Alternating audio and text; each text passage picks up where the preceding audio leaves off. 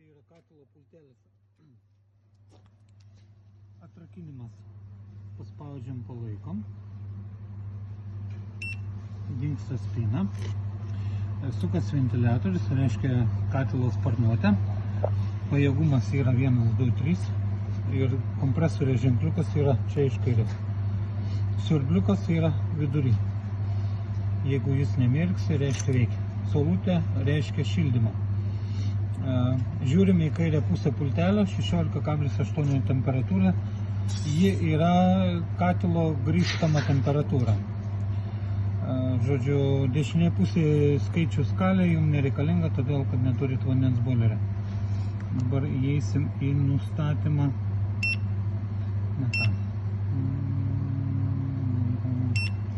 Čia yra užstatyta 45 laipsniai, grindim užtektų pradžiai 40, po to, kai sušils, galėsit pasimažinti.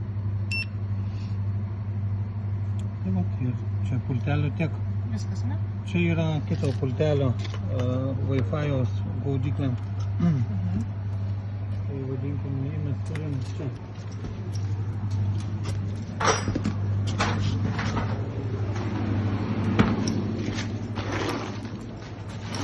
Labai paprastai valdomas. Pajudinam, atsirado skaičiai. 21 laipsnis yra norima temperatūra. Pasukant į dešinę kyla, pasukant kairėn žemėja. Čia vidury rodo, kokia esama temperatūra patalpoje. Tai va čia tiek. Turi šviesti rankos simbolis, nes tai yra rankinis valdymas. Jeigu būtų automatinis, ten yra reaguojama į lauko temperatūrą ir panašiai, ten daug nustatymų, daug problemų susidaro, geriau yra, kada yra šviečia ranka ir viskas veikia.